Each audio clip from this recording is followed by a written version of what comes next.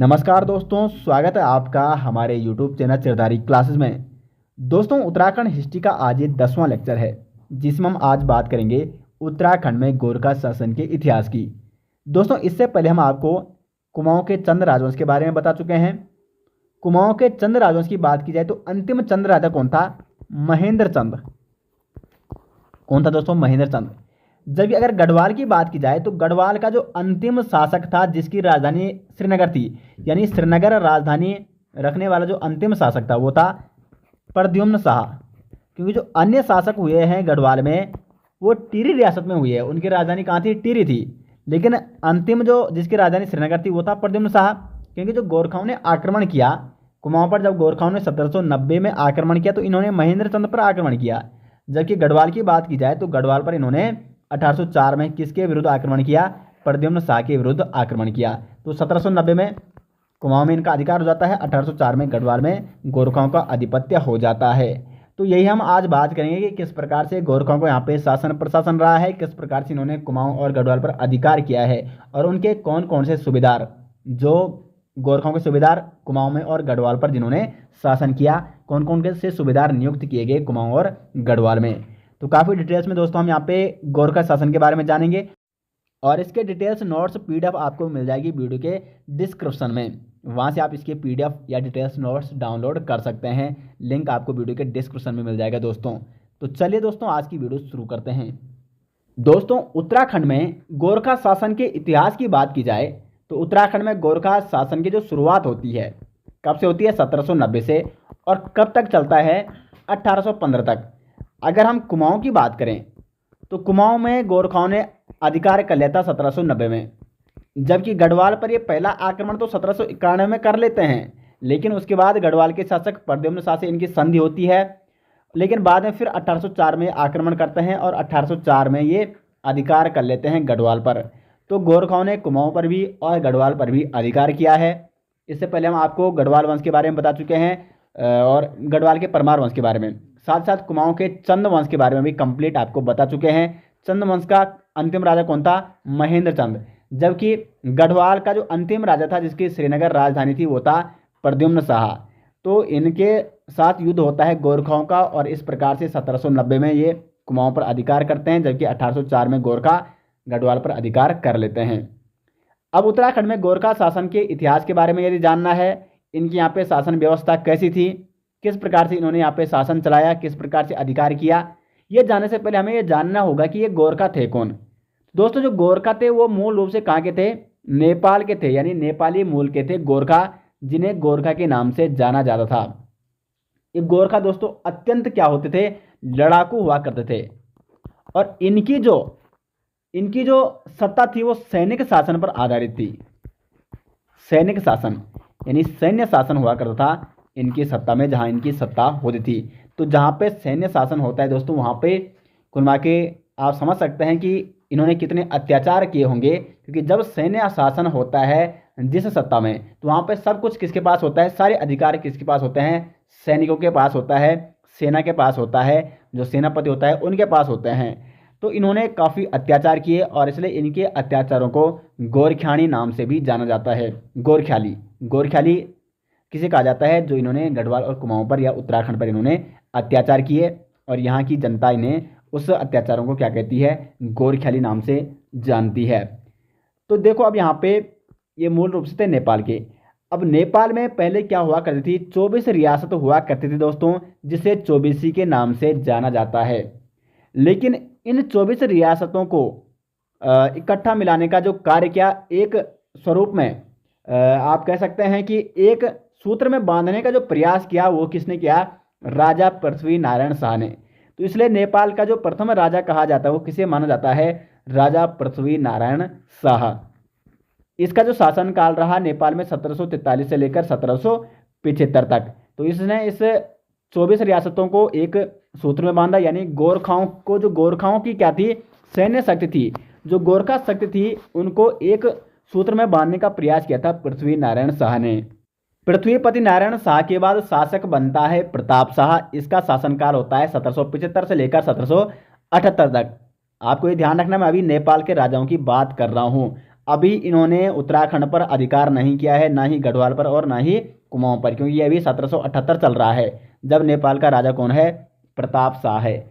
उसके बाद नेपाल का राजा बनता है 1778 से लेकर 1800 तक रण बहादुर शाह। रण बहादुर शाह को स्वामी निर्गुणानंद भी कहते हैं, स्वामी निर्गुणानंद। स्वामी निर्गुणानंद किसका नाम था दोस्तों, तो वो था रण बहादुर शाह का। तो अगर हम बात करें जब इन्होंने कुमाऊं पर अधिकार किया गोरखाओं ने, तो उस समय नेपाल का शासक कौन था, तो वो था रण बहादुर शाह यानी स्वामी निर्गुणानंद। अब देखते हैं इन्होंने गोरखाओं ने कुमाऊं पर किस प्रकार से अधिकार किया। तो कुमाऊं पर जो गोरखा शासन रहा 1790 से लेकर 1815 तक इनका शासन रहा कुमाऊं में गोरखाओं का।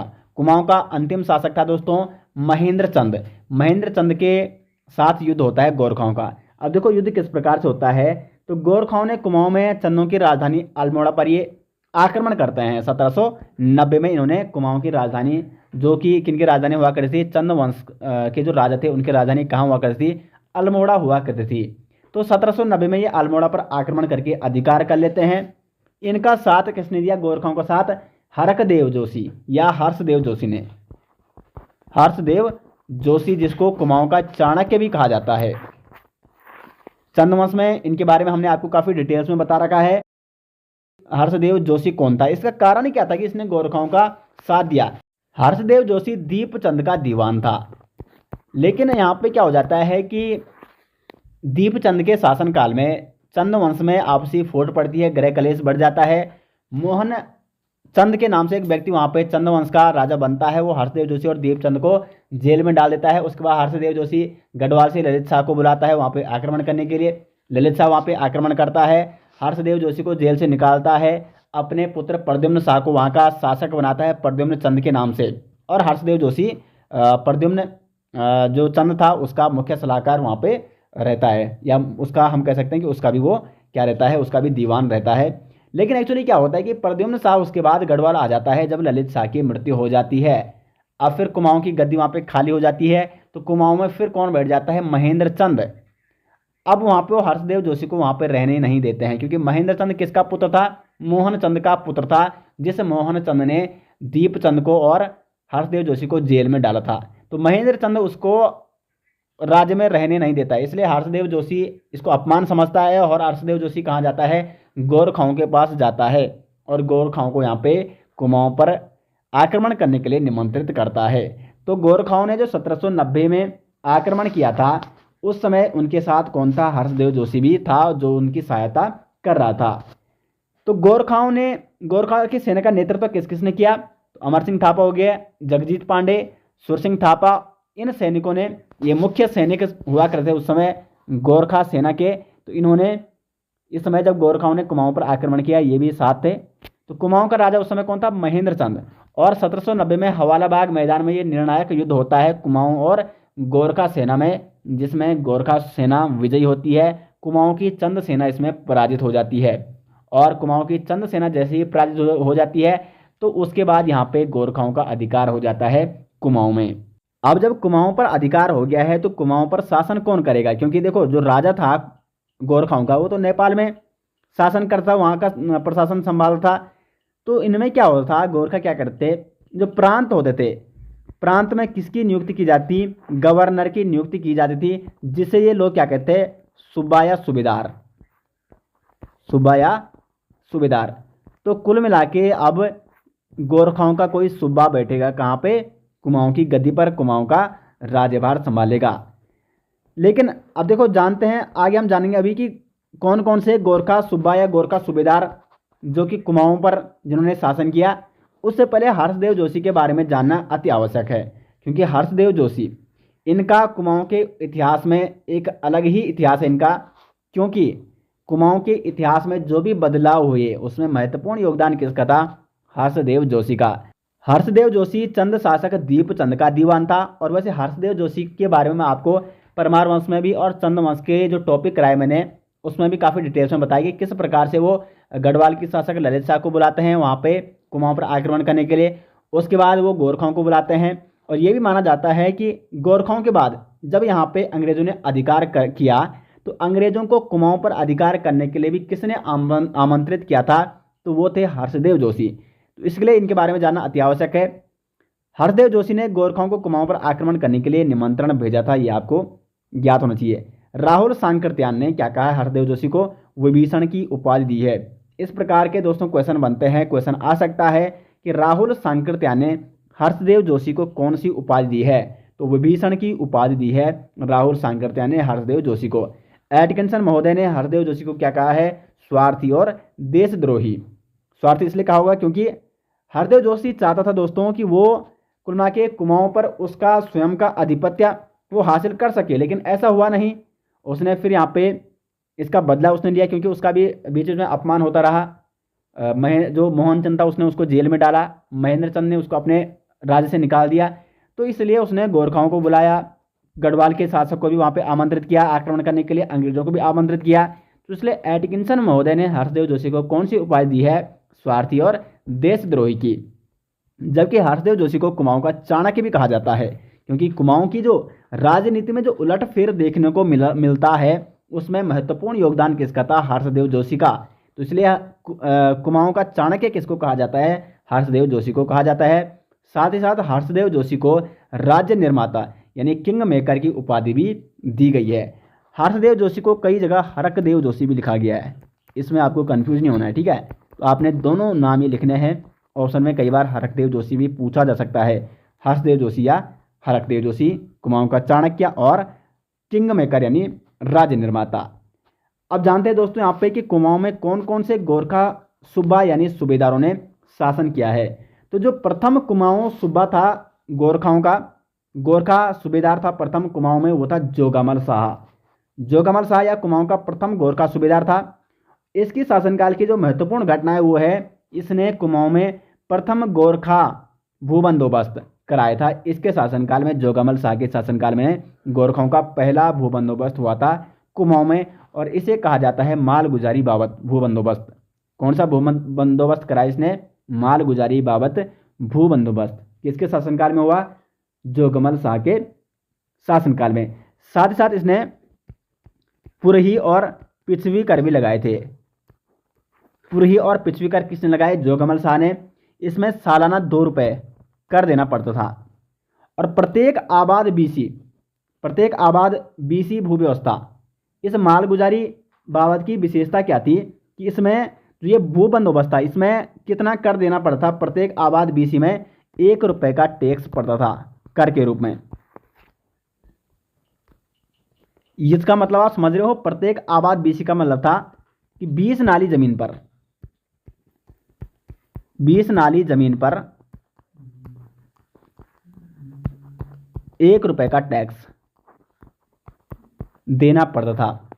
तो जो ये मालगुजारी बाबत भू बंदोबस्त था, पहला बंदोबस्त गोरखाओं का, इसमें प्रत्येक आबाद बीसी भू व्यवस्था लागू की गई, यानी 20 नाली जमीन पर 1 रुपये का टैक्स देना होता था। तो ये भू व्यवस्था किसके शासनकाल में हुई? जोगमल शाह के शासनकाल में। दूसरा जो गोरखा सूबेदार हुआ कुमाऊं में उसका नाम है काजी नरशाही। काजी नरशाही के शासनकाल की महत्वपूर्ण घटना यह है कि इसके शासनकाल में मंगल की रात घटनाक्रम हुआ, और इस मंगल की रात घटनाक्रम को नरशाही का मंगल कहा जाता है।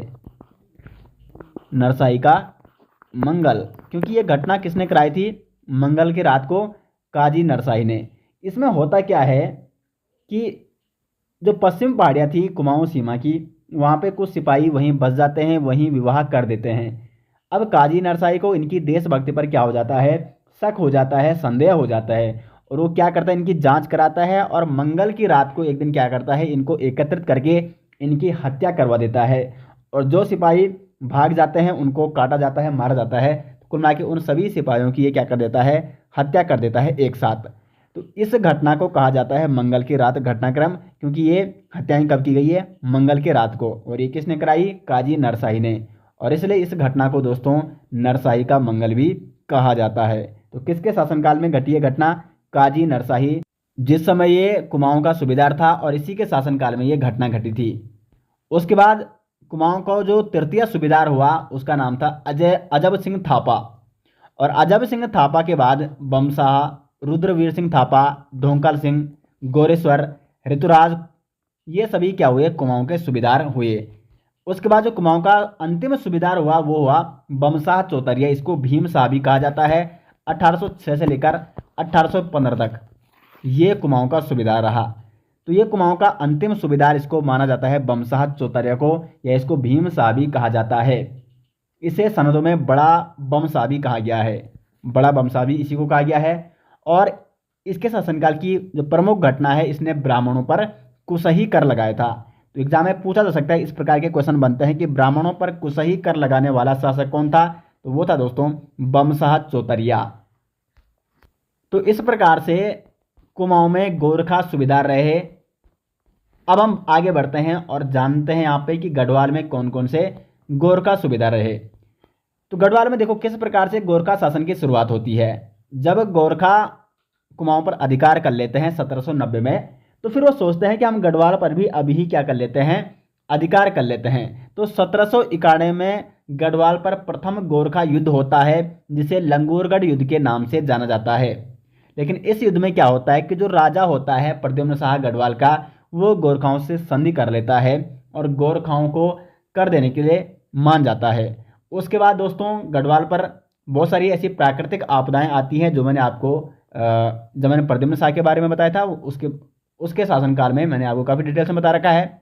भूकंप आते हैं, त्रासदियाँ आती हैं, कई आपदाएं आती हैं, जिस कारण से गढ़वाल का जो राजा होता है प्रद्युम्न शाह, वो कमज़ोर पड़ जाता है। क्योंकि देखो युद्ध लड़ने के लिए क्या है, खर्चे की आवश्यकता होती है, पैसे की आवश्यकता होती है। और यहाँ तक कि आपको बता दें, जब 1804 में, जो 14 मई 1804 को ये युद्ध लड़ा गया, इस युद्ध में प्रद्युम्न शाह ने अपना राज सिंहासन तक बेच डाला था इस युद्ध को लड़ने के लिए। तो 14 मई 1804 को खुड़बड़ा नामक मैदान पर, जो कि देहरादून में स्थित है, इसमें यह अंतिम युद्ध होता है गोरखा सेना और गढ़वाल सेना के बीच। और इसमें गढ़वाल सेना परास्त हो जाती है, पराजय स्वीकार करनी पड़ती है गढ़वाल सेना को। इसमें गढ़वाल के जो राजा होते हैं प्रद्युम्न शाह, वो इस युद्ध में वीर गति को प्राप्त हो जाते हैं। और इस प्रकार से 14 मई 1804 को जो युद्ध लड़ा गया था, ये परिणाम ये निकलता है कि यहाँ पे गोरखाओं का आधिपत्य हो जाता है। तो गढ़वाल पर गोरखाओं ने कब आधिपत्य किया, कब अधिकार किया, 1804 में। अब यहाँ पे इंपॉर्टेंट बात यह है कि गोरखाओं ने गढ़वाल पर जब अधिकार किया, तो उस समय नेपाल का राजा कौन था। तो दोस्तों नेपाल का राजा था इस समय गीवाण युद्ध विक्रम शाह। देखो जब कुमाऊं पर आक्रमण किया गोरखाओं ने, तो उस समय नेपाल का जो शासक था वो था रण बहादुर शाह। रण बहादुर शाह। लेकिन अभी देखो 1804 में नेपाल का शासक कौन है, गीवाण युद्ध विक्रम शाह है। अब देखते हैं यहाँ पे कि गढ़वाल में कौन कौन से गोरखा सूबेदार नियुक्त किए गए। क्योंकि देखो राजा तो नेपाल में था, और यहाँ पे जो ये शासक नियुक्त किए जाते हैं उनको क्या कहा जाता था, सूबेदार कहा जाता था। तो गढ़वाल का जो प्रथम सूबेदार नियुक्त किया गया वो था अमर सिंह थापा। अमर सिंह थापा को 1804 में गढ़वाल का पहला प्रशासक या सूबा या सूबेदार बनाया गया। अब देखो इसकी नियुक्ति किसने की। देखो राजा तो उस समय जब गढ़वाल पर उन्होंने अधिकार किया, तो राजा तो कौन था, गीवाण युद्ध विक्रम शाह। लेकिन दोस्तों अमर सिंह थापा की नियुक्ति की गई रण बहादुर शाह के द्वारा। ऐसा माना जाता है कि रण बहादुर शाह ने 1800 के आसपास उसने क्या कर दिया था, राज सिंहासन त्याग दिया था, और उसके बाद दोबारा एक बार राजा बनता है, और उस समय ये नियुक्ति करता है, रण बहादुर शाह किसकी नियुक्ति करता है, अमर सिंह थापा की नियुक्ति करता है। तो इसमें आपको कन्फ्यूज नहीं होना है। जब अधिकार किया इन्होंने गढ़वाल पर, तब तो राजा गीवाण युद्ध विक्रम शाह था। लेकिन जब अमर सिंह थापा की नियुक्ति की गई, गढ़वाल के सूबा या गढ़वाल के सूबेदार की नियुक्ति की गई, अमर सिंह थापा की इसमें नियुक्ति की गई, तो उस समय नेपाल का राजा कौन था, रण बहादुर शाह, क्योंकि रण बहादुर शाह ने ही इसको नियुक्ति प्रदान की थी। उसके बाद अगर हम बात करें अमर सिंह थापा की, तो इसका जो महत्वपूर्ण कार्य था, इसने गंगोत्री स्थित गंगा माता मंदिर की स्थापना की। ये एग्जाम में पूछा जा चुका है कि गंगोत्री स्थित गंगा माता मंदिर की स्थापना किसने की, तो वो की थी अमर सिंह थापा ने। उसके बाद ये कुछ समय तक ही यहाँ पे क्या रहता है, गढ़वाल का सूबेदार पद संभालता है, और उसके बाद इसको पश्चिम अभियान पर भेजा जाता है सिरमौर में 1815 तक। 1815 तक वे उसी अभियान में बिजी रहता है अमर सिंह थापा। और अमर सिंह थापा को नेपाल सरकार की ओर से काजी की उपाधि भी प्रदान की गई थी, काजी। अब आगे बढ़ते हैं, जो द्वितीय सूबेदार हुआ वो हुआ रणजोर थापा, 1804 से लेकर 1805 तक। और ये अमर सिंह थापा का क्या था, पुत्र था। अमर सिंह थापा का पुत्र था दोस्तों कौन, जो द्वितीय सूबेदार हुआ गढ़वाल का, रणजोर थापा। ये भी ज़्यादा समय तक यहाँ पे सूबेदार पद पे नहीं रहा, सिर्फ एक ही साल तक रहा, 1804 से लेकर 1805 तक। मोलाराम ने रणजोर थापा को दानवीर कर्ण की उपाधि दी है। दानवीर कर्ण की उपाधि किस सूबेदार को दी गई है मोलाराम द्वारा, तो रणजोर थापा को। मोलाराम की एक रचना भी है, रण बहादुर चंद्रिका। रण बहादुर चंद्रिका, तो ये रचना किसकी है, मोलाराम की है। कैसे संबंधित है, रणजोर थापा से। और रणजोर थापा को दानवीर कर्ण की उपाधि किसने दी, मोलाराम ने दी। देखो रणजोर थापा ने यहाँ पे दो पदों का सृजन किया, विचारी और अविचारी। विचारी कौन होता, जज होता था, जबकि जो अविचारी कहलाता था उसे वो कौन होता, अधिशासक होता था। तो इन पदों का सृजन, विचारी और अविचारी पदों का सृजन किसने किया, तो रणजोर थापा ने किया था। रणजोर थापा के शासनकाल में एक और घटना घटी, नीति घाटी में। इसी के शासनकाल में भोटांतिकों ने आत्मसमर्पण किया था। किसके शासनकाल में, रणजोर थापा के शासनकाल में। और उसके बाद रणजोर थापा भी 1 वर्ष के पश्चात अपने पिता के साथ चला जाता है पश्चिम अभियान में। उसके बाद गोरखा, जो गढ़वाल गोरखा सूबेदार बनता है वो कौन बनता है, हस्तिदल चौतरिया। तो जो हस्तिदल चौतरिया है इसका शासनकाल 1805 से 1808 तक रहता है। और इसकी कृषकों के प्रति एक क्या थी, निष्ठा थी कृषकों के प्रति। इसलिए क्या करता है कि इसने किसानों को तकावी ऋण दिए और लगान कम की किसानों की। ठीक है, एक तो इसने लगान कम किए किसानों के लिए, और कृषि उन्नति के लिए इसने कौन से ऋण दिए किसानों को, तकावी ऋण दिए। यही माना जाता है कि इसके शासनकाल में जो दून की वार्षिक आय थी, दून की वार्षिक आय गण राजस्व के समय जो 9 सहस्त्र हुआ करती थी, इसके शासनकाल में 18 सहस्त्र हो गई थी, 18 सहस्त्र। तो कुल मिला के किसानों पर इसकी काफ़ी कृपा थी, विशेष आस्था थी, इसलिए इसने किसानों को यहाँ पे बढ़ावा दिया अपने शासनकाल के दौरान। और हस्तिदल चौतरिया के ही शासनकाल में ब्रिटिश सरकार ने अपने एक अधिकारी रैपर को हस्तिदल चौतरिया के राज दरबार में भेजा था, ताकि वो तिब्बत से व्यापार कर सके। तिब्बत से व्यापार करने के लिए अनुमति मांगने के लिए हस्तिदल चौतरिया के दरबार में कौन आया था, रैपर आया था, जो कि एक ब्रिटिश अधिकारी हुआ करता था। अब इसके बाद जो गढ़वाल का वो बनता है, सूबेदार बनता है भैरव थापा। भैरव थापा 1808 से लेकर 1811 तक गढ़वाल का क्या बनता है, सूबेदार नियुक्त किया जाता है। और एक विलासी और अत्याचारी और क्रूर शासक इसको कहा जाता है। और कवि मोलाराम ने, जो कवि मोलाराम जिसने इसको दानवीर कर्ण की उपाधि दी थी रणजोर थापा को, तो नेपाल सरकार ने या जो ये सूबेदार थे इन्होंने क्या किया था, मोलाराम को नेपाल दरबार की ओर से इसको ज़मीन दी गई थी। तो उस ज़मीन को किसने छीन लिया था, भैरव थापा ने छीन लिया था। मोलाराम को नेपाल दरबार की ओर से दी गई ज़मीन को किसने छीना था, भैरव थापा ने छीना था। उसके बाद जो अगला सूबेदार हुआ गढ़वाल का वो हुआ काजी बहादुर शाह। काजी बहादुर शाह 1811 से लेकर 1812 तक। और इसने उर्वरता के आधार पर भूमि कर निर्धारित किए। उर्वरता का मतलब ये है कि जिस जमीन पे अधिक उर्वरक भूमि है वहाँ से अधिक कर लिया जाना, जो कम उर्वरक भूमि है वहाँ से कम कर लेना। तो उर्वरता के आधार पर भूमि कर निर्धारित करने वाला गोरखा सूबेदार कौन था, काजी बहादुर शाह। और उर्वरता की दृष्टि से इसने भूमि को 5 भागों में बांटा, अब्बल, दम, सोम, चाहर और सुखवांसी। ये 5 भागों में भूमि को उर्वरता की दृष्टि से बांटा था काजी बहादुर शाह ने। और उसके बाद जो गोरखा सूबेदार रहे वो अमर सिंह थापा के प्रतिनिधियों ने यहाँ पे गोरखा सूबेदार का पद संभाला। तो ये थे दोस्तों गढ़वाल के प्रमुख सूबेदार। कुमाऊं के प्रमुख सूबेदार भी आपको यहाँ पे बता दिए गए हैं दोस्तों। तो अब हम बात करते हैं यहाँ पे गोरखाओं की कर प्रणाली के बारे में। यानी जब यहाँ पे गोरखाओं का शासन हुआ करता था गढ़वाल और कुमाऊं में, तो उस समय कौन कौन से कर वसूलते थे। तो यहाँ पे आप देख सकते हो, क्योंकि यहाँ से दोस्तों एग्जाम में डायरेक्ट क्वेश्चन बनते हैं, इन करों से संबंधित इंपॉर्टेंट क्वेश्चन बनते हैं, तो ये करने जरूरी है। तो देखो यहाँ पे टीका भेंट कर, टीका भेंट कर का संबंध किससे था, ये कब लिया जाता था, तो विवाह शुभ अवसरों पर लिया जाने वाला कर।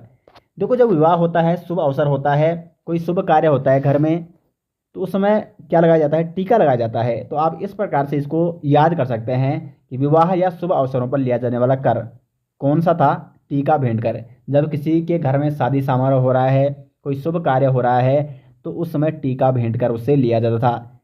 दूसरा कर था दोस्तों सोन्य फागुन कर। ये सोन्य फागुन कर लिया जाता था उत्सवों के समय। कोई भी अगर उत्सव हो रहा है तो और उत्सवों के समय लिया जाने वाला कर, उस कर को क्या कहते थे, सोनिया फागुन कर के नाम से जाना जाता था। तीसरा कर होता था दोस्तों पुंगड़ी कर। देखो पुंगड़ी कर क्या होता था, ये एक प्रकार का भूमि कर हुआ करता था। देखो पुंगड़ी कर को पगड़ी या पगड़ी कर के नाम से भी जाना जाता है। इस पगड़ी कर में क्या होता था, तो जमीन या जायदाद का जब हस्तांतरण होता था और जिस व्यक्ति को जमीन प्राप्त हो रही है तो वो व्यक्ति क्या देता था, पुंगड़ी कर या पगड़ी कर देता था। यानी जमीन प्राप्त करने वाला व्यक्ति देता था कौन सा कर, पगड़ी कर या पुंगड़ी कर। तो पुंगड़ी कर या पगड़ी कर एक प्रकार का कौन सा कर था दोस्तों, भूमि कर हुआ करता था। चौथा यहाँ पे तान कर। तान से यानी तन, और तन को ढकने के लिए क्या चाहिए, कपड़ा चाहिए। तो कपड़ों पर लगने वाला जो कर होता था उसको कौन सा कर कहते थे दोस्तों, तान कर कहते थे। तान का मतलब होता है तन, और तन को ढकने के लिए क्या चाहिए, कपड़ा चाहिए। तो इस प्रकार से आप इन करों को नोट कर सकते हैं। पांचवा कर था यहाँ पे मरोकर। अब देखो ये मरोकर किससे लिया जाता था, पुत्रहीन व्यक्ति से। क्योंकि देखो जिस व्यक्ति का पुत्र ही नहीं होगा कोई, उसका अंतिम संस्कार कोई ना कोई तो करेगा। तो इसलिए उस पुत्रहीन व्यक्ति से कौन सा कर लिया जाता था, ताकि उसका अंतिम संस्कार हो सके, मरो कर लिया जाता था। यानी मरने से पहले वो कौन सा कर देता था, मरो कर देता था, जो व्यक्ति पुत्रहीन होता था। तो पुत्रहीन व्यक्ति से लिया जाने वाला कर गोरखा प्रशासन में, गोरखा शासन प्रशासन में उस कर को कहते थे दोस्तों मरो कर। छठा जो कर था यहाँ पे बहता कर। बहता कर किससे लिया जाता था, छिपाई गई संपत्ति पर लिया जाने वाला कर। यदि माना किसी व्यक्ति ने कोई संपत्ति छिपाई है, अपनी संपत्ति नहीं बताई है, अपनी संपत्ति छुपा रहा है, तो संपत्ति छुपाने के लिए कौन सा कर लिया जाता था, बहता कर लिया जाता था। सातवां यहाँ पे मोकर। देखो कुछ कर ऐसे हैं गोरखाओं के जो अधिकांशतः चन्नों से मिलते जुलते हैं। मोकर वहाँ पे भी था। मैंने चन्नों के प्रशासनिक व्यवस्था में चन्नों के जितने भी कर थे वो मैंने आपको बताए। तो यहाँ पे जो मोकर, ये गोरखा शासन में भी प्रचलित था। तो प्रति परिवार से लिया जाने वाला कर, क्योंकि प्रति परिवार को अभी भी क्या कहा जाता है, मो कहा जाता है। जब भी आप निमंत्रण देते हो, तो अगर आप गांव की बात करें तो गांव में जो गांव की क्या होती है, गांव की जो बोली होती है उसमें वही बोला जाता है। प्रति परिवार को क्या कहा जाता है, मो ही कहा जाता है। तो मो कर लिया जाता था, प्रति परिवार से लिया जाने वाला कर हुआ तो करता था मो कर। इस मो कर को दोस्तों एक अन्य नाम से भी जाना जाता है, घर ही पिछही। घर ही पिछही कर, ये आपको नोट करना है। घर ही पिछही कर या मो कर एक ही हुआ, और ये प्रति परिवार से लिया जाने वाला कर हुआ करता था। उसके बाद आता है अधनी दफ्तरी कर। ये अधनी दफ्तरी कर ये खस जमींदारों से लिया जाने वाला कर था। जो खस जमींदार हुआ करते थे उनसे कौन सा कर लिया जाता था, अधनी दफ्तरी कर। उसके बाद नवा कर है यहाँ पे मांगा कर। मांगा कर ये युद्ध के समय मांगा जाता था। यानी युद्ध के समय सेना की जरूरत पड़ती थी, सेना को अधिक धन देना पड़ता था, सेना की खान पान की व्यवस्था करनी पड़ती थी। तो इस समय फिर जनता से कर लिया जाता था, और उस कर को कहते थे दोस्तों मांगा कर। यानी युद्ध के समय दिया जाने वाला कर, कौन सा कर, मांगा कर। 10वां यहाँ पे मिझारी कर। तो मिझारी कर लिया जाता था जगरियों और ब्राह्मणों से। जगरियों और ब्राह्मणों से लिया जाने वाला कर मिझारी कर कहलाता था। और 11वां यहाँ पे रहता कर। देखो रहता कर और बहता कर। बहता कर तो ये है कि छिपाई गई संपत्ति पर अगर किसी ने संपत्ति छिपा रखी है तो उससे जो कर लिया जाता था उसे बहता कर कहते थे। जबकि रहता कर क्या है, यदि कोई गांव छोड़कर भागने की कोशिश कर रहा है या भागने वाला है, तो अगर गांव छोड़कर भाग रहा है तो उससे कौन सा कर लिया जाता था, रहता कर लिया जाता था। क्योंकि वो उस गांव में रहता था, तो इसलिए रहता कर उससे लिया जाता था। 12वां कर है यहाँ पे दोनिया कर। ये दोनिया कर क्या है, तो पहाड़ी पशुचारकों से लगने वाला कर। पहाड़ी पशुचारकों पर लगने वाला कर। जो पहाड़ी पशुचारक होते वो पहाड़ों में जाते अपने पशुओं को चराते थे, और फिर उन पर कौन सा कर लगाया जाता था, दोनिया कर लगाया जाता था। 13वां कर था यहाँ पे कुसही कर। तो कुसही कर किससे लिया जाता था, ब्राह्मणों पर जमीन हथियाने पर लगने वाला कर। ये कौन सा कर था, कुसही कर। उसके बाद घी कर। तो घी कर किससे लिया जा सकता है, जो पशुपालक होंगे। तो पशुपालकों से लिया जाने वाला कर कौन सा था, घी कर। उसके बाद 15वां कर है तिमारी कर। ये इंपॉर्टेंट कर है दोस्तों। यहाँ पे तिमारी कर दिया जाता था गोरखा फौजदारों को और सूबेदारों को। तो फौजदारों और सूबेदारों को दिया जाने वाला कर तिमारी कर। और ये तिमारी कर दोस्तों गोरखा फौजदारों को 4 आना देना पड़ता था, जबकि सूबेदारों को दिया जाता था 2 आना। तो इसको कहते थे तिमारी कर। और 16वां कर था यहाँ पे शायर कर। शायर कर एक प्रकार का सीमा कर हुआ कर था। एक अन्य कर भी था सुवांग दस्तूर कर। ये मैंने आपको वैसे पहले बता दिया है, सुवांग दस्तूर कर, जो कि प्रत्येक आबाद बीसी भूमि पर 1 रुपये टैक्स देना पड़ता था। यानी 20 नाली जमीन पर 1 रुपये टैक्स देना पड़ता, और इस कर को कहते थे सुवांग दस्तूर कर। तो सुवांग दस्तूर ये एक भूमि कर था, और ये किसने शुरू किया था? जोगामल शाह ने, जो कि कुमाऊं का प्रथम सूबेदार था, जिसने कुमाऊं पर प्रथम गोरखा क्या कराया था? पहला भू बंदोबस्त कराया था। तो सुवांग दस्तूर कर 1 रुपये प्रति 20 नाली जमीन पर दिया जाता था। तो ये प्रमुख कर हुआ करते थे दोस्तों यहाँ पे गोरखाओं के, और इन्हीं से मिलते जुलते कर थे चन्नों के। तो इससे जो कुछ अन्य कर थे, जैसे चन्नों के जो कर थे वही कर थे इनके कुछ अन्य कर भी जो लिए जाते हैं। तो ये कुछ महत्वपूर्ण कर थे।